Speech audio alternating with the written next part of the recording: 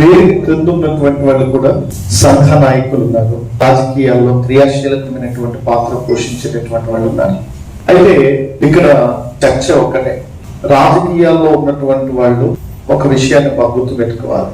Christians అంటే BJP Christians ఉండరు, YCP Christians ఉండరు, టీడీపీ క్రిస్టియన్స్ ఉండరు, జనసేన క్రిస్టియన్స్ ఉండరు. క్రిస్టియన్స్ అంటే క్రిస్టియన్స్. అలా తన విశ్వాసాన్ని కొనసాగించేవాడే నిజమైన క్రైస్తవుడు.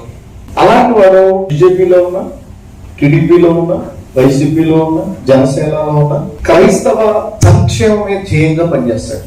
క్రైస్తవ ప్రయోజనాల కోసం ఆయా పార్టీలలో క్రైస్తవ సంబంధమైనటువంటి అంశాలకు ఎంత ప్రాధాన్యత ఉందో ఆ ప్రాధాన్యతను గురించి ఆలోచిస్తాడు.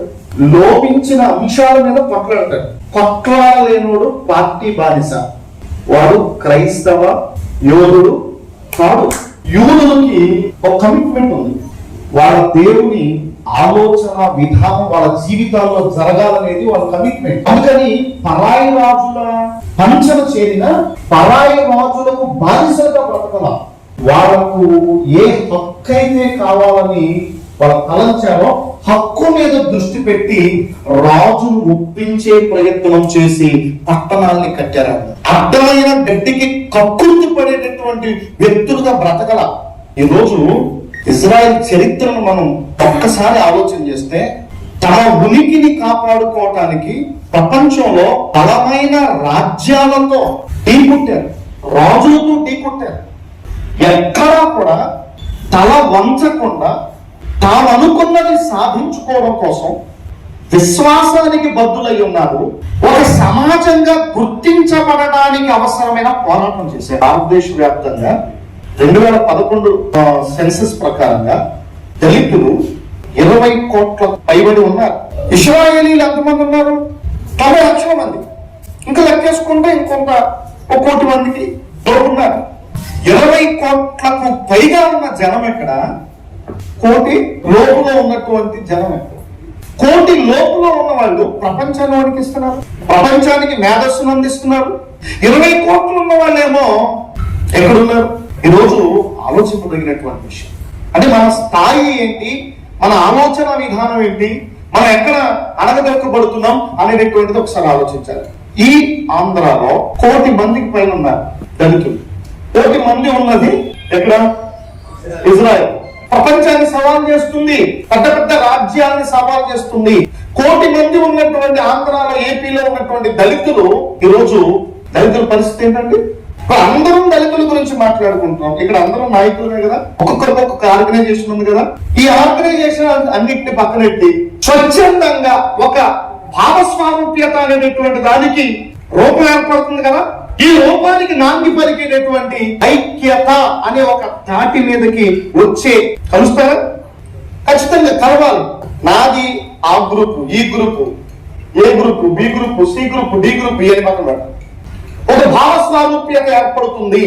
ఆ తాటి మీదకి రండి, అందరూ నాయకులమే కదా, అందరూ తాటి మీదకి వద్దాం. జాన్ మాస్టర్ ఉన్నారు, కోల ప్రసాద్ ఉన్నారు. జాన్ మాస్టర్ గారు దరిదాపు లేదంటే క్రిస్టియన్ నేషనల్ బోర్డ్ అనేటువంటి దాన్ని ఏర్పాటు చేసి వేలాది మంది సేవకులకి కోట్లాది రూపాయలు ఖర్చు పెట్టాడు. ఆయన సేవకులకి ఇన్సూరెన్స్ కడుతున్నారు, కానీ సేవకుడు వాడుకుంటున్నాడు కానీ నాయకుడిగా గుర్తించడు, వెనక నిలబడు. మిగిలిన సమాజాలు అలాగే ఉన్నాయా? కోల ప్రసాద్ అని ఉన్నారు, ఆయన డబ్బు ఖర్చు పెడుతున్నారు. ఇప్పుడు నాయకుడు లేడు అని గగ్గోలు పెడుతున్నారు. నాయకుడుగా వచ్చేవాడి వెంట నడిచేవాడు ఎంతమంది ఉన్నారు? ఇక్కడ ఒకటేంటంటే అందరూ నాయకులే, కానీ రాజ్యాధికారాన్ని సంపాదించే దిశగా అడుగులు వేసేటటువంటి సామర్థ్యం కనబడటం లేదు. మన నాయకుల వెంట ఎలా నిలబడాలో అనేటటువంటి చైతన్యం లేనటువంటి చేవ చచ్చినటువంటి సమాజంగా మనం చరిత్రలో మిగిలిపోయాం. ఇందాక అక్క మాట చెప్పారు, నేను క్రిస్టియానిటీని స్వీకరించాను, నా స్టేటస్ ని వద్దనుకున్నాను అని అక్క చెప్పారు. ఎస్సీ స్టేటస్ అనేటటువంటి దాన్ని అసలు ఎందుకు వదులుకోవాలి? యుద్ధం చేయడం రాకపోతే వదులుకోవాలి. యుద్ధం చేయడం రాలేనోడు కన్న బిడ్డల్ని వదులుకోవాలి, కట్టుకున్న భార్యని వదులుకోవాల్సిందే. ఎవరో వచ్చి లాక్కెళ్ళిపోతాడంటారు, కాపాడుకోలేనోడు కాబట్టి వదులుకుని తలదించుకుని నీ కాముక్త బాంఛన్ అని చెప్పేటటువంటి పరిస్థితికి వెళ్లాల్సినటువంటి సిచ్యువేషన్. క్రిస్టియానిటీ బానిస బంధాన్ని పెంచడానికి వచ్చింది. యేసు క్రీస్తు కూడా బానిస బంధాన్ని పెంచడానికి వచ్చాడు. నిర్గమాకాండంలో మనకు ఒక సందర్భం కనిపిస్తుంది కదా, బానిస బ్రతుకులో ఉన్నటువంటి ఇశ్రాయేలీయులను విడిపించమని చెప్పి దేవుడికి ప్రార్థన చేస్తే దేవుడికి ఒక నాయకుడు కావాల్సి వచ్చాడు. వీళ్ళు ప్రార్థన చేశారు, దేవుడు ఒక నాయకుడిని వెతికాడు, పిలిచాడు. అబ్బాయి, నా ప్రజలు ఏడుస్తున్నారు, కఠినమైన బానిసత్వంలో ఉన్నారు, వారికి విడుదల కావాలి, ఫరోతో మాట్లాడే నాయకుడు కావాలి నాకు. తన ప్రజల్ని విడిపించడానికి ఎవరు కావాల్సి వచ్చారు? నాయకుడు కావాల్సి వచ్చాడు. ఈ సమాజాన్ని పాపం నుండి విడిపించడానికి ఎవరు కావాల్సి వచ్చారు? యేసు ప్రభు నాయకుడు. అంటే ఒక మనిషి పాపం నుండి విడిపించబడడానికి నాయకుడు అవసరం అవుతున్నాడు. మరి రాజ్యం ఒక మనిషికి అన్యాయం చేస్తున్నప్పుడు ఆ అన్యాయపు కోరల నుండి బయటికి తీసుకురావడానికి, రాజ్యపు బంధకాల్లో చిక్కుకున్నటువంటి సమాజాన్ని బయటికి తీసుకురావడానికి నాయకుడు వద్దా? ఆ రోజు దేవుడు నాయకుడిని పిలిచాడు. ఏం చెప్పాడు తెలుసా మోషేకి? నేను చెప్పే మాట ఫరోతో మాట్లాడే నాయకుడు నువ్వు కావాలి, నా పక్షంగా నువ్వు మాట్లాడాలి అని చెప్పాడు. దేవుడు నేరుగా మాత్రం వెళ్ళ, మనిషినే పంపించాడు. యుద్ధం యెహోవాదే, కానీ యుద్ధ రంగంలో నిలబడేవాడు కావాలిగా, ఫరోతో మాట్లాడేవాడు కావాలా వద్దా? అలాగే ప్రభుత్వంతో మాట్లాడే నాయకులు ఈ ప్రజల పక్షంగా అవసరం, కొట్లాడే నాయకులు అవసరం. మీరు నిర్గమాకాండాన్ని మీరు చదువుతున్నప్పుడు మోషే ఫరో దగ్గరికి వెళ్ళినప్పుడు ఇశ్రాయేలు 12 గోత్రాల పెట్టలను వెంట పెట్టుకుని వెళ్ళాడు. దేనికోసం తెలుసండి? ఈ ప్రజలకు విడుదల కావాలి, మేము బయటికి వెళ్తాం, నువ్వు పంపించాలి అని చెప్పేసి ఆ 12 మంది గోత్రకర్తల్లో పెద్దల్ని తీసుకుని వెళ్ళాడు. మరి ఈ రోజు మన యుద్ధం చేయడం చేతకాక, ప్రభుత్వంతో మనం పని చేయించుకోవడం చేతకాక మన హక్కుల్ని మనం వదులుకుందామా? రాజ్యం ఇచ్చినటువంటి హక్కును నువ్వు వదులుకోకూడదు. నీకు అన్యాయం జరుగుతుంది, నాకు అన్యాయం చేస్తున్నావు అని చెప్పి దమ్ముగా నిలబడి మనలు వచ్చి నీకు న్యాయం చేయించుకునేటటువంటి సత్తా నీ సమాజం దగ్గర నుండి నువ్వు తెచ్చుకోవాల్సినటువంటి అవసరం ఉంది. నీ సమాజాన్ని చైతన్యం చేసుకోవాలి, నీ సమాజాన్ని పురుకొల్పుకోవాలి, నీ సమాజాన్ని నీ వెంట తెచ్చుకునేటటువంటి కేపబిలిటీని సంపాదించుకోవాలి.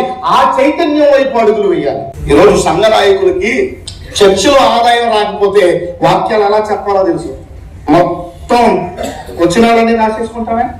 ఈరోజు ప్రభుత్వం న్యాయం చేయట్లే, సంఘాన్ని ఎలా చైతన్యం చేయాలో చేత కాకపోతే ఈ పరిస్థితి తరాలు తరబడి ఇలాగే ఉంటది. వీడు కాకపోతే ఇంకోటి వస్తాడు, ఇంకోటి కాకపోతే ఇంకోటి వస్తాడు, ఇంకోటి కాకపోతే ఇంకోటి వస్తాడు, వచ్చి అందరూ కూడా చేసేది ఏంటంటే ఈ క్రైస్తవ సమాజాన్ని అనగదొరక్కడమే పనిగా పెట్టుకున్నాను. కాబట్టి నేను ఫైనల్ గా చెప్పేది ఏంటంటే, రాజ్యం మనకిచ్చిన స్టేటస్ ని వదులుకోవడం మన చేతకానితనం. నేను వదులుకుంటాను అంటే తప్పది.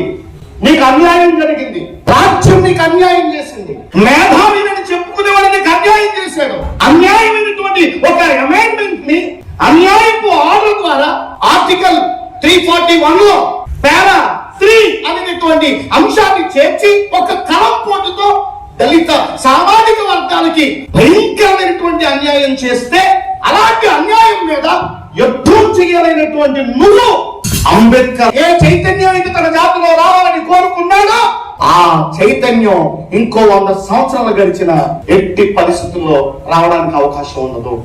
అలా కాకుండా అంబేద్కర్ లాగా ప్రతి పౌరుడు చైతన్యవంతుడై, విద్యావంతుడై, చట్టపరంగా రాజ్యం ఇచ్చినటువంటి హక్కుల ఆధారంగా నిజమైనటువంటి పోరాట స్ఫూర్తి చూపించి ప్రభుత్వం మెడలో వంచి పరిచయించగలిగినటువంటి శ్రమ ప్రతి పౌరుల్లో కనబడినప్పుడు జరిగిన అన్యాయం మీద బౌద్ధులు గెలిచినట్టు గెలుస్తాం, సిక్కులు గెలిచినట్టు గెలుస్తాం. పోరాడితే బానిస సంఖ్యలే పోతాయి తప్ప ఇంకా పోయేదేమి ఉండదు అనే విషయాన్ని తెలుసుకుని పోరాటానికి తెరలేపాలని మరొకసారి మనం చేస్తున్న మాటలు ముగిస్తున్నాం.